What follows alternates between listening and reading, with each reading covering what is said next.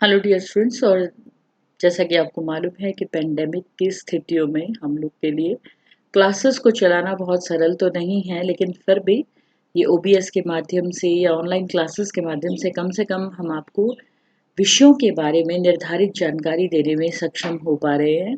आप जितनी ज़्यादा संख्या में क्लासेस को रेगुलर लगाएंगे उतना ज़्यादा आप विषय को समझ पाएंगे। आपको एक बार फिर से मैं बता दूं कि पिछले बरसों में हम जो कुछ भी पढ़ते रहे हैं, यानी कि पिछले बरस हमने जो कुछ भी पढ़ा, पिछले सेमेस्टर में हमने जो कुछ भी पढ़ा, वो सैद्धांतिक राजनीति थी। और यहाँ पे हम जो पढ़ रहे हैं व्यवहारिक राजनीति है।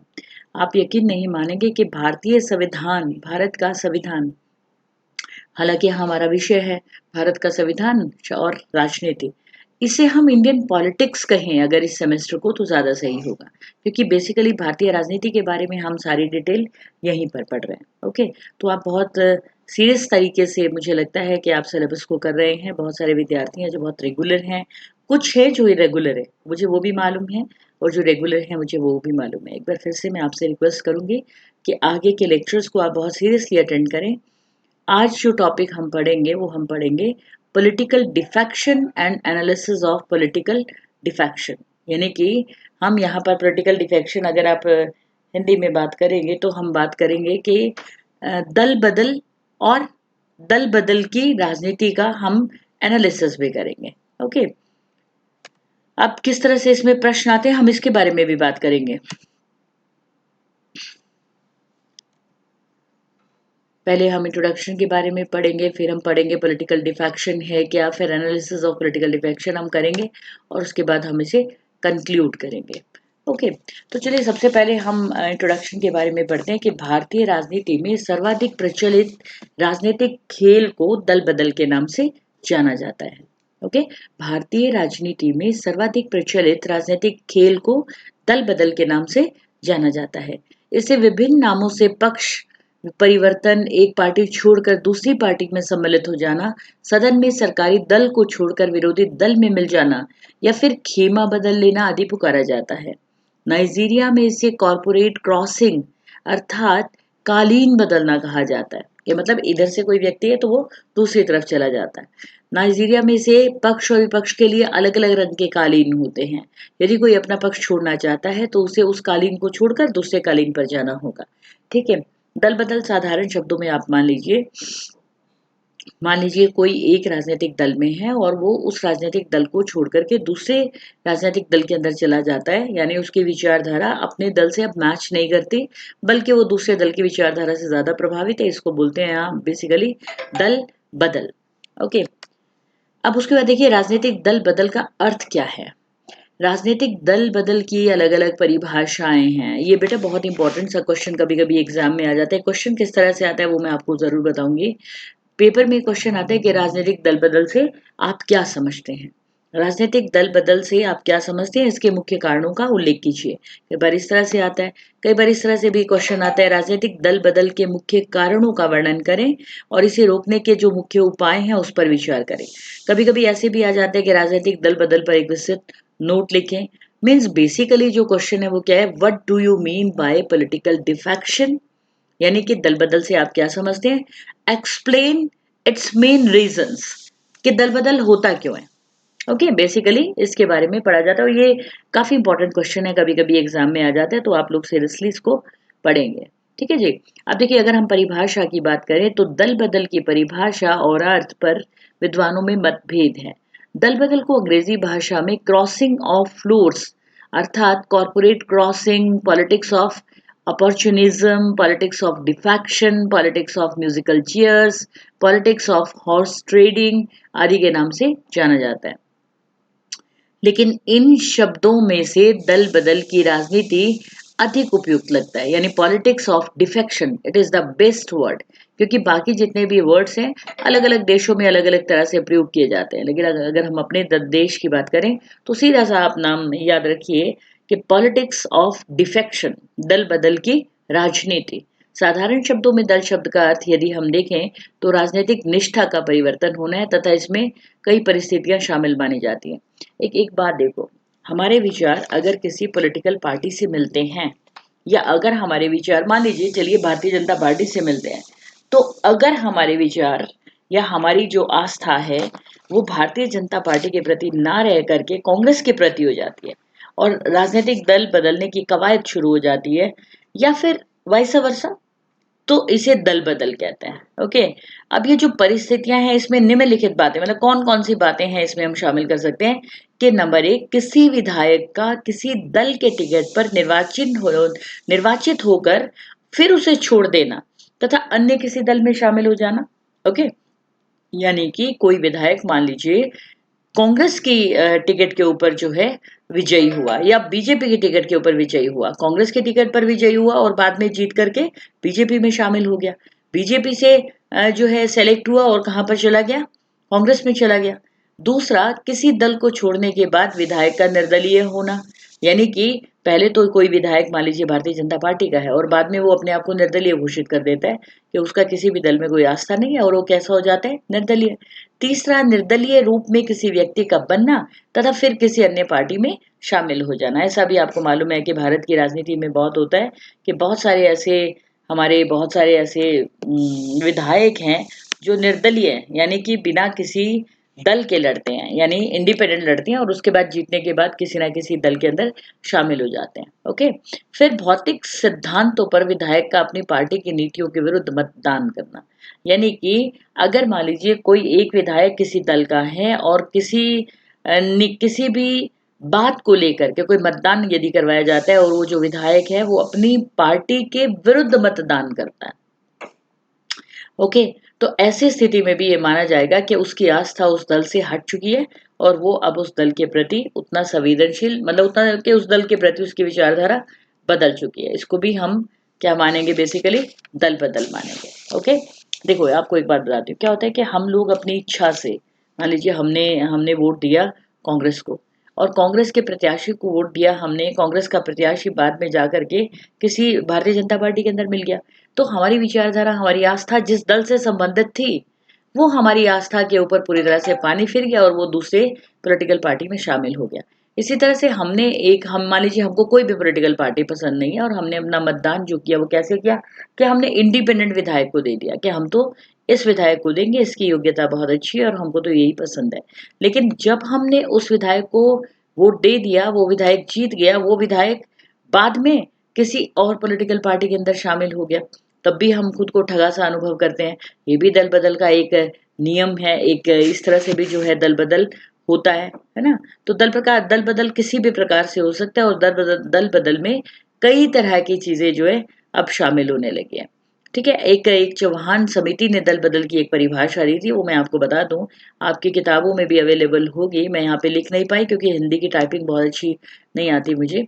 तो देखिए, अगर कोई व्यक्ति किसी राजनीतिक दल के लिए सुरक्षित चुनाव चिन्ह पर संसद के किसी सदन या किसी राज्य अथवा केंद्र शासित प्रदेश की विधानसभा या विधान परिषद का सदस्य चुने जाने के बाद स्वेच्छा से उस राजनीतिक दल के प्रति अपनी निष्ठा को छोड़ देता है या उस राजनीतिक दल से संबंध तोड़ लेता है, तो और यह कार्य उसके दल के सामूहिक निर्णय का परिणाम नहीं है, तो माना जा सकता है कि उसने दल बदल किया है। ओके, इसको मैं समझाती हूँ आपको डेफिनेशन को। इसका क्या मतलब है कि अगर किसी एक व्यक्ति ने किसी भी दल की बैनर तले, मान लीजिए भारतीय जनता पार्टी के बैनर तले और उसी के चुनाव चिन्ह के साथ इलेक्शन को जीता है और जीतने के बाद अपनी आस्था को परिवर्तन करके वो अकेला व्यक्ति उस दल को छोड़ करके किसी दूसरे दल के अंदर जाकर के शामिल हो जाता है, तो इसे दल बदल कहा जाएगा। इसी तरह से पॉलिटिकल साइंस के बहुत बड़े विद्वान हैं सुभाष कश्यप, उन्होंने एक किताब लिखी थी दल बदल और राज्यों में राजनीति, बाकायदा दल बदल के ऊपर उन्होंने एक पुस्तक लिखी थी।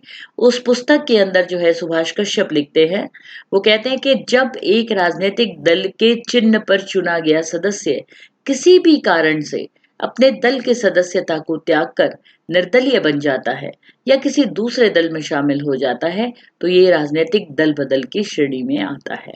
वही बात है ऊपर वाली, इसको थोड़ा सा साधारण शब्दों में आपको समझा दिया। जयप्रकाश नारायण जो बहुत पॉपुलर, आपको मालूम है, पॉलिटिकल थिंकर हैं, हम लोग जब आप सेकेंड ईयर में आओगे तो उनका एक पूरा चैप्टर है, उन्होंने भी कहा था कि एक विधान मंडल के लिए निर्वाचित कोई भी सदस्य जिसे किसी राजनीतिक दल का सुरक्षित चिन्ह मिला था, यदि वह चुने जाने के बाद उस राजनीतिक दल से अपना नाता तोड़ लेता है या उस दल में अपनी आस्था समाप्त करने की घोषणा करता है तो उसे दल बदल समझा जाना चाहिए, बशर्ते उसका संबंध पार्टी के फैसले के अनुसार ना हो। ओके, मतलब जो भी कुछ वो करे इंडिपेंडेंट हो, उसका अपना फैसला हो।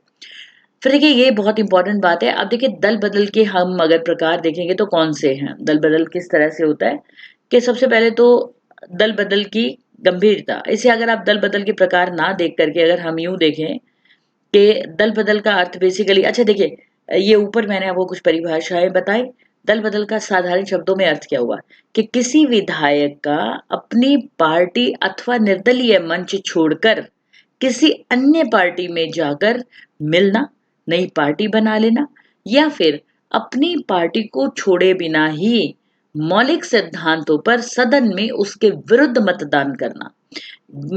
मतलब ये बेसिकली ये दल बदल माना जाता है। ओके, अब देखिए दल बदल की गंभीरता, आप इसे दल बदल के प्रकार नहीं माने, आप ऐसे इसको अलग से पढ़े कि दल बदल की गंभीरता। भारत में राजनीतिक दल बदल की कहानी की शुरुआत 1923 में हुई थी, जब स्वराज पार्टी के टिकट पर केंद्रीय धारा सभा के लिए चुने गए श्यामलाल नेहरू से हुई थी। इस ये जो शुरुआत थी दल बदल की, उस समय में वे स्वराज पार्टी छोड़कर अंग्रेज शासन समर्थक वर्ग में शामिल हो गए। उसके बाद भी इस तरह की घटनाएं होती रही और स्वाधीन भारत में पहले आम चुनाव के बाद उड़ीसा और राजस्थान में कुछ विपक्षी स्थानों से सदस्यों से दल बदल कराकर वहां सरलता से कांग्रेसी सरकार का गठन कर लिया गया। इसी तरह से केरल के, ये मैं आपको एग्जाम्पल बता रही हूँ थोड़ा सा बैकग्राउंड ताकि आपको पता चले। इसी तरह केरल के प्रजा समाजवादी नेता पोत्तुम थानु पिल्ले से दल बदल कराकर उन्हें राज्यपाल का पद दिया गया और केरल में प्रजा समाजवादी दल की समाप्ति कांग्रेस ने कर दी। ठीक है, सन 1953 में आंध्र राज्य की स्थापना होने पर उसके पहले मुख्यमंत्री बनने वाले टी प्रकाशम ने प्रजा समाजवादी दल छोड़कर कांग्रेस में शामिल कराकर उससे दल बदल कराया गया। फिर भी दल बदल की गंभीरता को चौथे आम चुनाव के बाद ज्यादा अनुभव किया गया। ओके जी, फिर उसके बाद केंद्रीय स्तर पर दल बदल कैसे होता है। फिर भी उस समय तक दल बदल प्राय राज्यों की राजनीति तक सीमित था, लेकिन 1969 में 1969 में जब राष्ट्रपति जाकिर हुसैन, ठीक है, जब जाकिर हुसैन की मृत्यु के बाद राष्ट्रपति पद का चुनाव हुआ, तब तत्कालीन प्रधानमंत्री श्रीमती इंदिरा गांधी ने अपने दल के उम्मीदवार का नाम प्रस्तावित कर देने के बाद भी अंतरात्मा की आवाज का नारा देकर उसे हरा दिया। ठीक है, निर्दलीय उम्मीदवार श्री वीवी गिरी को राष्ट्रपति बना दिया गया। इसके बाद केंद्र में बड़े पैमाने पर दल बदल हुआ, जबकि कांग्रेस ने इसे पार्टी का विभाजन बताया। 1971 में बांग्लादेश युद्ध के समय उत्पन्न इंदिरा लहर से दल बदल हुआ, जबकि कांग्रेस ने इसे पार्टी का लोकसभा और राज्य विधानसभाओं के चुनावों के दौरान दल बदल से और लाभ हुआ। लेकिन छठी लोकसभा के चुनावों के दौरान फरवरी 1977 में अनेक कांग्रेसी नेताओं ने कांग्रेस को छोड़कर जनता पार्टी में भी दल बदल का सिलसिला शुरू कर दिया, जिस कारण फरवरी 1977 में अनेक कांग्रेसी नेताओं ने कांग्रेस को छोड़कर जनता पार्टी में भी दल बदल का जिस कारण 15 जुलाई 1979 को मोरारजी देसाई को विवश होकर त्यागपत्र देना पड़ा। 1980 में 7वें लोकसभा के चुनाव में कांग्रेस को भारी बहुमत प्राप्त हुआ तथा उन्होंने केंद्र में सरकार बनाई। इस चुनाव के फलस्वरूप फरवरी 1980 में केवल एक ही रात में हरियाणा के तत्कालीन मुख्यमंत्री श्री भजन लाल ने 37 सदस्यों के साथ अपनी जनता पार्टी सरकार का कांग्रेस सरकार में परिवर्तन करके एक अनोखा खेल दिखाया। इसके बाद मई 1982 में हुए प्रदेश विधानसभा के चुनाव में 90 स्थानों में से केवल 36 स्थान पाकर भी भजन लाल ने दल बदल के द्वारा सत्ता पर फिर से अधिकार जमा लिया। देखो इसको ऐसे समझो कि जो दल बदल की परंपरा है ये कहाँ पर शुरू हो रही है, 1923 के अंदर 1923 में स्वराज पार्टी को जब छोड़ करके अंग्रेज समर्थित दल के अंदर एक व्यक्ति शामिल होता है। उसके बाद जब हमें आजादी मिल जाती है, आपको मालूम है कि पहला आम चुनाव हमारा कब हुआ था, 1952 में। तो बाद में जैसे ही चौथे आम चुनाव के बाद ये जो दल बदल का सिलसिला था ये चल निकला और दल बदल का ये सिलसिला सबसे ज्यादा एक्टिव हुआ 1969 के अंदर, 1969 के अंदर। ठीक है, उस समय इंदिरा गांधी भारत की प्रधानमंत्री थी मालूम है ना आपको, पहले प्रधानमंत्री पंडित जवाहरलाल नेहरू, दूसरे प्रधानमंत्री श्री लाल बहादुर शास्त्री, तीसरी प्रधानमंत्री हमारी कौन थी, श्रीमती इंदिरा गांधी। और श्रीमती इंदिरा गांधी 1969 के अंदर जब भारत की प्रधानमंत्री थी तब ये दल बदल का सिलसिला शुरू हुआ। लेकिन 1971 में 1971 के अंदर भारत पाकिस्तान युद्ध हुआ था, है ना। युद्ध तो भारत पाकिस्तान का नहीं था, बेसिकली बांग्लादेश को बनाने के लिए। बांग्लादेश आपको मालूम है कि पाकिस्तान का एक हिस्सा था जो अलग होकर के एक दूसरा देश बन गया था बांग्लादेश, और भारत ने बांग्लादेश को समर्थन दिया था। तो उसके बाद इंदिरा गांधी की जो छवि थी वो अंतर्राष्ट्रीय स्तर पर बहुत ज़्यादा एक प्रभावी नेता के रूप में उभरी, और हिंदुस्तान में भी उनका सम्मान बहुत ज़्यादा बढ़ गया था। और उस समय में इंदिरा गांधी का बहुत बोलबाला था। उसके बाद 1970 के अंदर परिस्थितियां फिर से बदली। तो कुल मिलाकर के दल बदल की जो परंपरा है वहां से शुरू हो जाती है, और यहाँ से जो है अपने अपने लाभ के लिए, ये जो आपको एक एग्जाम्पल बताया गया, ये हरियाणा सरकार के बारे में बताया गया कि भजन लाल ने जो अपनी सरकार बनाई थी कांग्रेस में शामिल हो करके, और 1982 में जब भजन लाल ने सरकार बनाई तो बेसिकली उनके पास 36 विधायक थे। होने कितने चाहिए थे, अगर आप 90 की संख्या लेते हैं तो होने चाहिए थे 46 मिनिमम, लेकिन 36 की संख्या थी। बाकी समर्थन ले करके, दूसरे दलों से समर्थन लेकर के भजन लाल ने सरकार बनाई। तो एक बड़ा ही अलग से एक नमूना था एक दल बदल का यहाँ पर जो देखने को मिला। फिर देखिए व्यापक दल बदल, चौथा जो आम चुनाव था, ठीक है, फोर्थ, मैंने आपको बताया कि चौथे आम चुनाव के बाद परिवर्तन शुरू हुए थे। चौथा आम चुनाव कांग्रेस ने करिश्माई नेतृत्व वाले श्री जवाहरलाल नेहरू जी के बिना लड़ा था। प्रधानमंत्री श्रीमती इंदिरा गांधी उस समय तक अपनी प्रतिभा को नहीं दिखा सके थे, और तमिलनाडु के रहने वाले कांग्रेस के अध्यक्ष कामराज नडार की पूरे देश में कोई अपील नहीं थी। अतः उस चुनाव में कांग्रेस को पहली बार हार का सामना करना पड़ा। उसकी बड़ी बड़ी तोपें चुनाव में लुढ़क गई। राजस्थान में उसने दल बदल के द्वारा सरकार बना ली। इसके विरोध में वहां के प्रमुख नगरों में कई दिनों तक हड़तालें चली, गोलियां चली, निर्दोष जानें चली गई, और अंत में सरकार को त्यागपत्र देना पड़ा। राज्यपाल बदले गए। राज्य विधानसभा को निलंबित करने की तकनीक को ढूंढकर 1 मास बाद दल बदल द्वारा कांग्रेस फिर सत्ता में आ गई, परंतु राजस्थान के बाहर उसे इसकी भारी कीमत चुकानी पड़ी।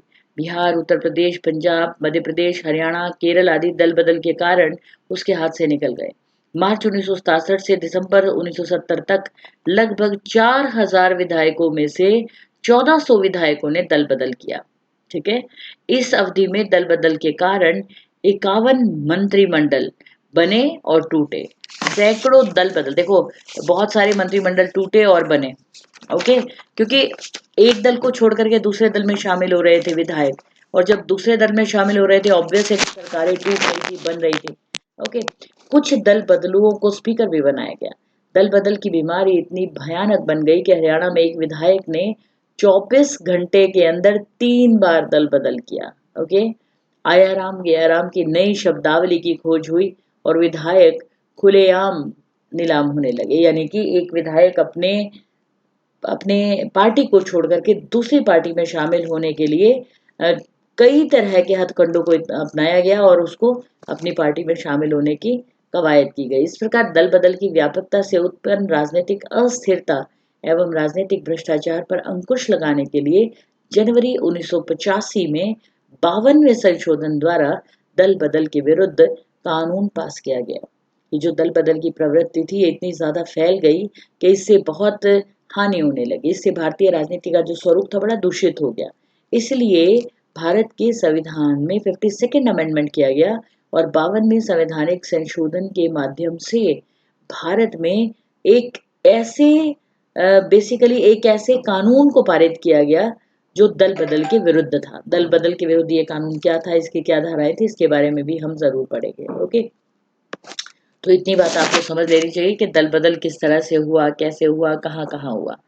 अब अगर हम दल बदल के राजनीतिक विश्लेषण के बारे में बात करें, बहुत छोटी सी बात है, एक बार थोड़ा सा आपको मैं बता देती हूँ कि भारत में दल बदल की राजनीति का विश्लेषण करने के पश्चात ये तथ्य सामने आते हैं कि केंद्र की तुलना में राज्यों में दल बदल की घटनाएं ज्यादा घटी। ओके, कि दल बदल मतलब ये जो अभी मैं आपको थोड़ा सा इंट्रोडक्शन बता रही थी, आप किताबों को पढ़ेंगे तो आप बहुत डिटेल में आपको मिल सकता है। चैप्टर्स में हमारे द्वारा इतना सारा बताना संभव शायद ना हो कि केंद्र की तुलना में राज्यों में दल बदल की घटनाएं ज्यादा घटी। दूसरे वर्ष यानी 1947 से 1967 तक की अवधि में दल बदल का लाभ कांग्रेस पार्टी को मिला। 1967 से 1971 तक 1971 तक दल बदल का लाभ विरोधी पक्षों को मिला और 1971 में फिर कांग्रेस पार्टी दल बदल से लाभान्वित हुई और 1977 में पूरे वर्ष इसका लाभ जनता पार्टी को मिला। 1980 में कांग्रेस को लाभ पहुंचा। तीसरे चौथे आम चुनाव के बाद दल बदल व्यापक पैमाने पर हुआ और चौथे जहां पर संयुक्त सरकारें बनी या मोर्चा सरकारें बनी या फिर संविद सरकारें बनी, उनका मुख्य आधार दल बदल ही रहा। पांचवें दल बदल की निंदा तो प्रत्येक दल ने की, परंतु इससे लाभान्वित होने पर किसी को कोई एतराज नहीं हुआ। अंत में ये कहा जा सकता है कि विदेशों में दल बदल सिद्धांतों के आधार पर होता है, जबकि भारत में दल बदल सिद्धांत के आधार पर ना होकर स्वार्थ सिद्धि के लिए होता है। यानी नेताओं ने दल बदल का विरोध तो किया, लेकिन जब उन्हें खुद दल बदल से लाभ हो रहा था तब उन्होंने इसका विरोध नहीं किया, बल्कि दल बदल का सहारा लिया। ठीक है। और देखो एक और बात कि विदेशों के अंदर भी दल बदल होता है ना। आज हमको कोई पॉलिटिकल पार्टी पसंद है, संभव है कल को ना हो। आज हमको किसी पॉलिटिकल पार्टी की विचारधारा अच्छी लग रही है, संभव है कल को ना पसंद हो। ठीक है। लेकिन भारत में जो दल बदल है वो स्वार्थ के लिए होता है और विदेशों में जो ये दल बदल है ये किस आधार पर होता है? नीतियों के आधार पर होता है, विचारधारा के आधार पर होता है, सैद्धांतिक आधार पर होता है कि किसी पॉलिटिकल पार्टी ने यदि अपने सिद्धांतों को छोड़ दिया तो लोग नाराज हो जाते हैं या विधायक नाराज हो जाते हैं। हमारे देश के अंदर इस आधार पर नाराज नहीं होते।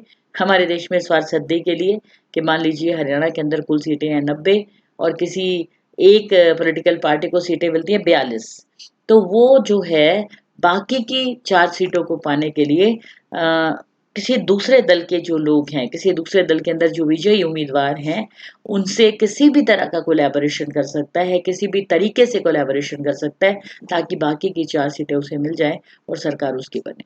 और ये आपको बताने की ज़रूरत नहीं है, हरियाणा के अंदर इस समय जो सरकार चल रही है भारतीय जनता पार्टी की सरकार प्लस अलायंस गवर्नमेंट है जजपा। ओके, पता है ना आपको? जजपा की सरकार का साथ में अलायंस है, तो कुछ भी संभव है। ओके जी। मैं आपको निष्कर्ष बताने से पहले कुछ बातें बता दूं, क्योंकि समय हमारे पास अब कम ही बचा है, क्योंकि एग्जाम भी हमें आपके करवाने होंगे। अब देखिए दल बदल के कारण क्या क्या होते हैं, दल बदल क्यों होता है, दल बदल के कारण क्या होते हैं, इसके बारे में हम, चलो ये तो मैं नहीं पढ़ाऊंगी आपको, ज़्यादा बड़ा टॉपिक है।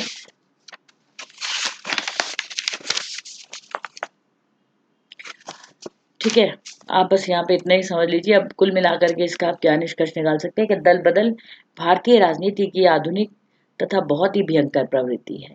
इसने भारतीय राजनीति को इतना विशाला बना दिया कि पढ़े लिखे व्यक्ति तो दूर रहे, साधारण जनता भी प्रजातंत्र के भविष्य के बारे में चिंतित होते, क्योंकि दल बदल ने प्रांतों की राजनीति तथा शासन में अस्थिरता ला दी। 1967 के चौथे आम चुनाव के बाद दल बदल ने भारतीय राजनीति को केवल प्रभावित ही नहीं किया, वरन उसे पूरी तरह से हिला भी दिया। फरवरी 1985 दिसंबर 2003 में भारतीय संसद ने दल बदल विरोधी कानून पारित करके सफलता हासिल की, लेकिन अभी भी हमारी राजनीतिक व्यवस्था पूरी तरह से दोष रहित नहीं है।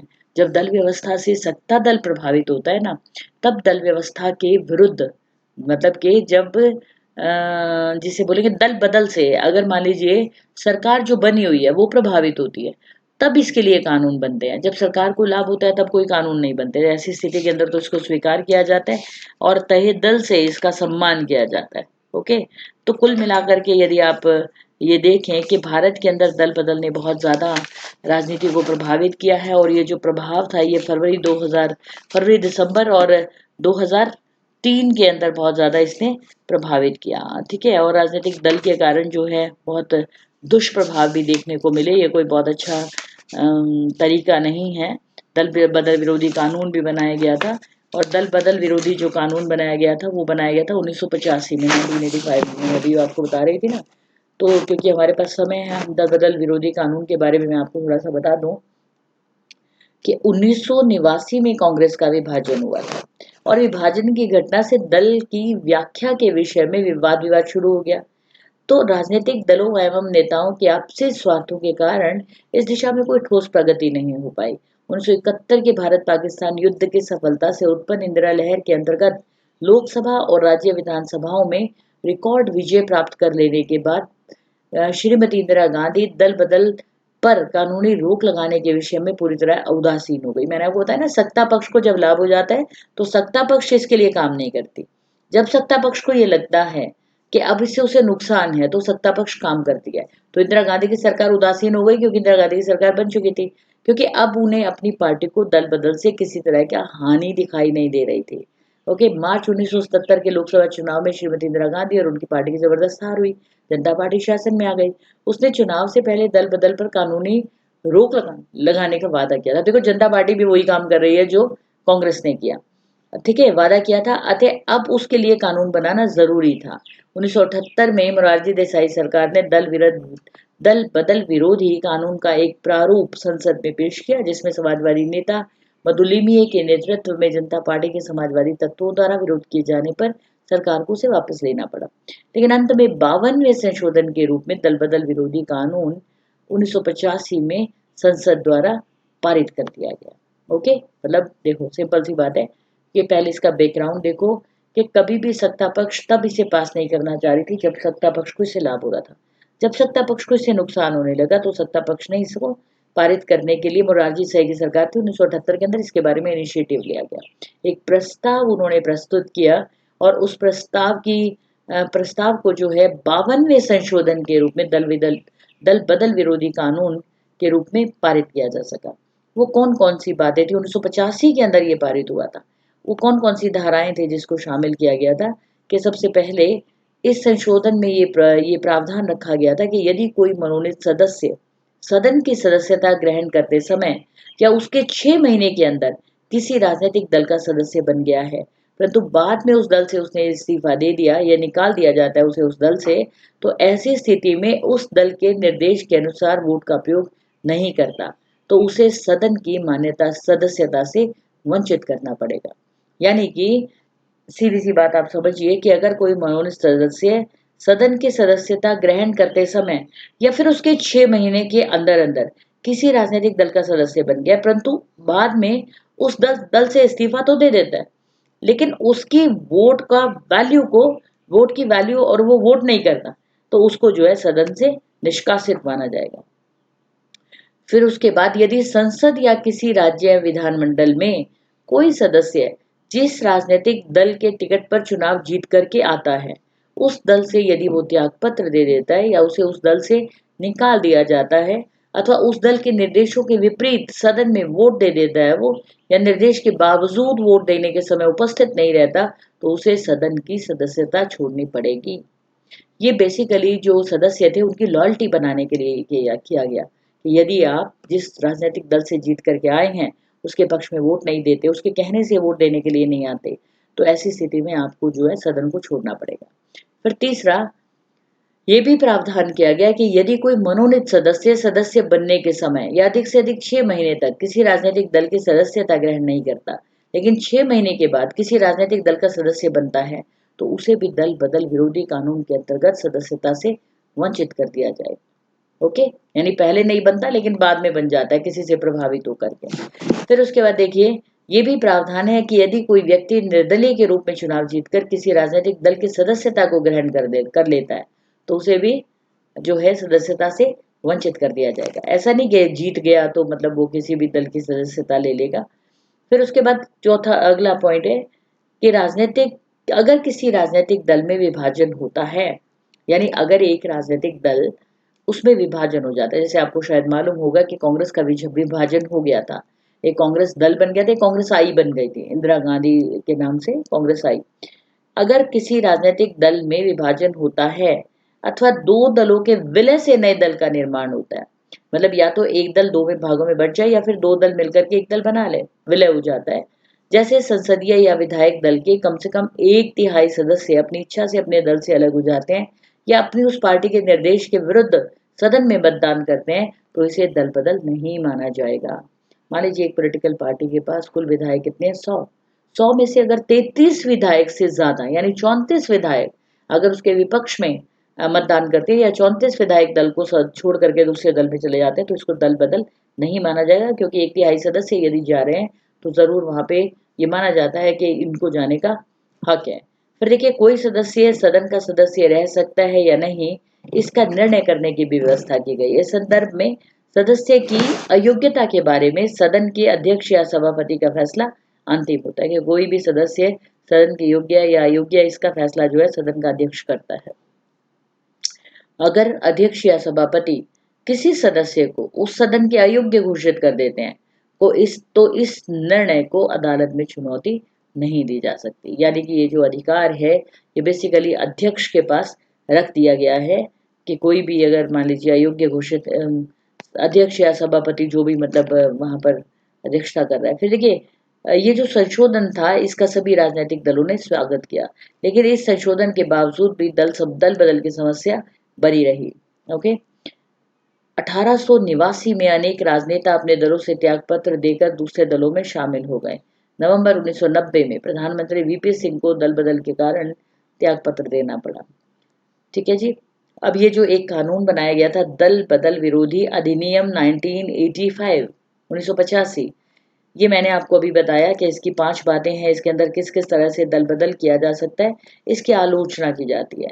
इस कानून के निर्माण के बाद ऐसी आशा व्यक्त की जा रही थी कि अब दल बदल की बीमारी पर रोक लग जाएगी तथा इससे देश का राजनीतिक शुद्धिकरण हो जाएगा, अब सब कुछ ठीक हो जाएगा, पर ऐसा हुआ नहीं। ठीक है, ऐसा इसलिए क्योंकि इस कानून के पास होते ही यह आशंका व्यक्त की गई कि पहले तो फिर भी एक दो व्यक्ति जो था वो दल बदल करता था, लेकिन अब अगर दल बदल होगा तो कैसे होगा, 1/3 बहुमत के साथ, यानी कम से कम 1/3 लोग जो है दल को छोड़ करके चले जाएंगे। और इसी कमी का लाभ उठाते हुए नवंबर 1990 में चंद्रशेखर के नेतृत्व में जनता दल के एक वर्ग ने दल बदल करके अल्पसंख्यक सरकार बनाई तथा इससे राजनीतिक अस्थिरता उत्पन्न हो गई और सार्वजनिक जीवन दूषित होने लगा।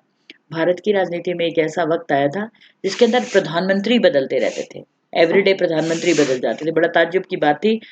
कभी उसके बारे में एक टॉपिक आपको पूरा पढ़ाऊंगी। एक थोड़े से अंतराल के अंदर इंद्र कुमार गुजराल, वीपी सिंह, चंद्रशेखर, पता नहीं कितने प्रधानमंत्री बन गए और कितने हट गए। ओके, फिर देखिए दूसरा, भारत में बहुदलीय प्रणाली है। अनेक राजनीतिक दलों के 2, 3, 4, 6 सदस्य चुनकर लोकसभा और विधानसभा इत्यादि में पहुंच जाते हैं।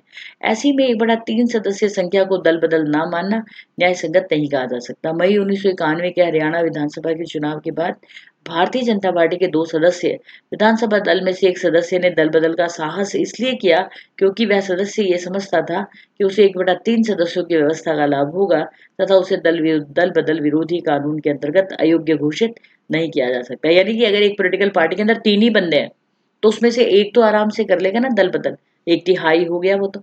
अब दल बदल विरोधी कानून में अस्पष्टता बहुत है। इसमें दल बदल के मामलों पर निर्णय लेने की अंतिम शक्ति पीठासीन अधिकारियों को दे रखी है, परंतु उसके लिए कोई समय सीमा तय नहीं है। ठीक है, तो ऐसी स्थिति के अंदर जो पीठासीन अधिकारी हैं वो भेदभाव भी कर सकते हैं। फिर उसके बाद देखिए, यदि दल बदल विरोधी कानून के अंतिम निर्णय लेने की शक्ति पीठासीन अधिकारियों को देकर उसे न्यायपालिका की परिधि से बाहर रखा गया है, लेकिन गोवा, मेघालय आदि विधानसभा के अध्यक्षों द्वारा किए गए मामलों को सर्वोच्च न्यायालय में चुनौती दिए जाने तथा उसके द्वारा विधानसभा अध्यक्षों को अपने निर्णय को लागू न करने का निर्देश न मानने से विधानपालिका और न्यायपालिका के बीच टकराव की स्थिति उत्पन्न हो जाती है।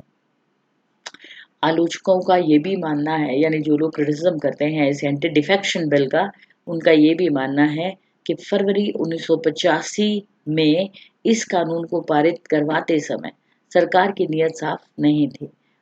उसने इसे इसलिए पारित करवाया था कि कांग्रेस ई पर तत्कालीन प्रधानमंत्री राजीव गांधी का वर्चस्व बना रहे और उनके नेतृत्व को कोई चुनौती ना दे सके।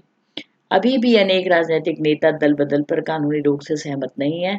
उन्होंने दल बदल विरोधी कानून की वैधता को सर्वोच्च न्यायालय में चुनौती दे रखी है। ओके जी। फिर ये जो 52वां, कोई भी अगर हमारे यहाँ पे कोई भी नया काम होता है ना, संशोधन अगर किया गया, 52nd अमेंडमेंट किया गया था दल बदल विरोधी अधिनियम, तो ये जो संशोधन, इसको चुनौती भी दी गई, कहाँ पर, सर्वोच्च न्यायालय में। ओके, मैंने आपको बताया ना कि सब लोग इससे सहमत नहीं होते और इस दल बदल विरोधी अधिनियम को भी चुनौती दे दी गई। तो ये जो एंटी डिफेक्शन बिल था, इट इज़ वेरी इंपॉर्टेंट, ये आपको पता होना चाहिए। जो दूसरा बिल था वो आया था 51वां, सॉरी ये तो था 52nd अमेंडमेंट। एक अमेंडमेंट और आया था 91, ओके, संवैधानिक संशोधन, ये आया था 2003 में, ये भी दल बदल से संबंधित था। और ये जो दल सब बदल संबंधी जो 52वें संवैधानिक संशोधन के अंदर जो दोष रह गए थे उसको दूर करने के लिए बनाया गया था। 2 जनवरी 2004 को इसको स्वीकृति मिली थी और इसके अंदर इसकी मुख्य जो विशेषताएं थी वो क्या थी कि दल बदल करने वाले सांसद एवं विधायक की सदस्यता खुद ही समाप्त हो जाएगी, भले ही उनकी संख्या कितनी भी क्यों ना हो। दूसरा, दल बदल करने वाला जो सदस्य है वो किसी भी प्रकार का सरकारी एवं लाभ का पद प्राप्त नहीं कर सकेगा। तीसरा, सदन की सदस्यता हासिल करने के लिए पुनः चुनाव जीतना पड़ेगा। चौथा, मंत्रिपरिषद का आकार केंद्र एवं बड़े राज्यों में लोकप्रिय सदन के सदस्य संख्या का 15% ही हो सकेगा। अदरवाइज ये जो दल बदल करने वाले आते थे ना, इनको ऐसा लालच दिया जाता था कि अगर आप हमारी हमारी पॉलिटिकल पार्टी में आते हो तो आपको हम क्या बना देंगे, आपको मंत्री बना देंगे, आपको कैबिनेट में ले लेंगे, तभी तो कोई दल बदल करता था। तो इसका भी जो है इसको भी रोक दिया गया। फिर छोटे राज्यों में मंत्रियों की संख्या न्यूनतम 12 निर्धारित कर दी गई कि इससे ज्यादा मंत्री नहीं होंगे। जहां जहां अभी भी मंत्रिपरिषद का आकार 15% से ज्यादा है, अधिनियम के लागू होने के 6 महीने के अंदर अंदर आकार को 15% करना होगा। अब देखिए, भले ही आलोचक ये कहते रहते हैं कि संवैधानिक संशोधन से दलीय निरंकुशता में वृद्धि होगी, यह संविधान संशोधन विचार ही स्वतंत्रता पर प्रहार करते हैं तथा छोटे एवं क्षेत्रीय दलों पर आघात होता है। लेकिन तब भी संवैधानिक संशोधन के लागू होने के 6 माह के पूर्व ही विभिन्न विभिन्न राज्यों में लगभग 250 मंत्री हटा दिए गए, जिससे कम से कम 250 करोड़ रुपए प्रति वर्ष की बचत हुई। ओके। और संसद में 97 संवैधानिक 97 जो अमेंडमेंट था, संशोधन 97 संवैधानिक संशोधन विधेयक जो पास किया गया, उसको पेश करने वाली जो सरकार थी, उसकी स्थायी समिति का नेतृत्व कांग्रेस के प्रणब मुखर्जी ने किया था। और मुखर्जी ने उस समय कहा था, मुखर्जी वही प्रणब मुखर्जी जो भारत के राष्ट्रपति भी रह चुके हैं, मुखर्जी ने उस समय ये कहा था कि राजनीतिक व्यवस्था के सुधार की दिशा में ये एक बहुत ही सकारात्मक कदम है। तो आप ये कह सकते हैं कि किसी भी कारण से दल बदल विरोधी कानून पास किया गया है, लेकिन यह सही दिशा में आगे बढ़ने वाला एक कदम है और आशा की जानी चाहिए कि आने वाले समय में इससे कानून की कमजोरियों को थोड़ा सा दूर किया जा सकता है। तो दल बदल की जो राजनीति है वो आधुनिक और भयंकर प्रवृत्ति है और इसने भारतीय राजनीति को बहुत विषैला बनाया। अगर ये 2 कानून पास नहीं होते, 2 मतलब फरवरी 1985 वाला और दिसंबर 2003 वाला भारतीय संसद दल विरोधी कानून यदि पारित नहीं होते, तो आज राजनीति की स्थिति और भी खराब होती है। लेकिन फिर भी हमारी जो राजनीतिक व्यवस्था है पूरी तरह से, आप ये कहेंगे कि पूरी तरह से दोष रहित नहीं है। तो बेसिकली आज हमने यहाँ पर एंटी डिफेक्शन, राजनीतिक दल बदल के बारे में पढ़ा। राजनीतिक, देखिए मैं बता दूं आपको एक बार फिर से, हमने राजनीतिक दल बदल के अर्थ के बारे में पढ़ा, दल बदल के प्रकार के बारे में पढ़ा, दल बदल की राजनीति का हमने विश्लेषण किया और उसके साथ हमने जो 2 बिल, जो bill basically anti defection bill 1985 और एंटी डिफेक्शन बिल 2003, इसके बारे में हमने पढ़ा, उसकी क्या विशेषताएं थी और हमने उसकी आलोचना की। ओके जी। अब देखिए वही बात, एक कोट के साथ हम इस लेक्चर को खत्म करेंगे। रहा संघर्ष की जो चलता है वही संसार को बदलता है, जिसने रातों से है जंग जीती, सुबह सूर्य बनकर वो ही निकलता है। ये डेमोक्रेसी है बेटा। डेमोक्रेसी के अंदर केवल गिनती किसकी होती है? सरों की गिनती होती है कि कितने ज्यादा से ज्यादा जो लोग हैं प्रजातंत्र के अंदर, उनको अधिकार दिया गया है। For the people, by the people, of the people का जो देश है, ये डेमोक्रेटिक कंट्री बेसिकली आपको समझना चाहिए। यहाँ आपके भी बहुत सारे अधिकार हैं। वोट डालने का अधिकार है आपको। कोई भी वो व्यक्ति जिसकी आयु 18 वर्ष या इससे ज्यादा है उसको मत देने का अधिकार है। भारतीय राजनीति कई तरह के पड़ावों से गुजरी। भारतीय राजनीति में पहले जिस दल का बोलबाला था, अब वो दल उस स्टैंडर्ड पर नहीं है। आपको मालूम है कि लंबे अरसे तक हिंदुस्तान के अंदर कांग्रेस का बोलबाला रहा और भारत के अंदर जो सरकारें बनती रही किसकी थी? कांग्रेस की। लेकिन पिछले 2 आम चुनावों से आपने देखा कि भारत के अंदर, हिंदुस्तान के अंदर राजनीतिक दल भारतीय जनता पार्टी का जो जो वर्चस्व कायम हो गया है, वो अब कांग्रेस का वर्चस्व नहीं रहा। तो परिस्थितियां यूं ही बदलती रहती हैं। और एंटी डिफेक्शन की जो बात अगर हम करते हैं, तो अगर ये 2 कानून नहीं बनते तो किसी भी स्थिति के अंदर जो है परिवर्तन नहीं हो सकता था। आज भी वही राजनीतिक जो एक प्रवृत्ति, जो आप मानेंगे कि बार बार आया राम गया राम वाली जो प्रवृत्ति रहती, वो इसी तरह से रहती। एक समय में तो ऐसा वक्त भी आया था कि एक व्यक्ति और एक दल, मतलब एक व्यक्ति ने अपना एक दल बना लिया था, एकला चाला रे, इस पर प्रवृत्ति के ऊपर भी जो है काम करने लगे थे राजनीतिक नेता। लेकिन राजनीतिक ये जो कानून बना, दल बदल कानून के बाद जो 2003 में बना, उससे पहले 1985 में बना था राजीव गांधी के समय में, तो कुछ थोड़ा सा अंतर दिखाई देता है। ओके, तो कीप इट अप, बहुत मेहनत के साथ आप लोग पढ़ते रहिए, पैंडेमिक से भी हम लोग धीरे धीरे निकल जाएंगे। थैंक यू, शुक्रिया।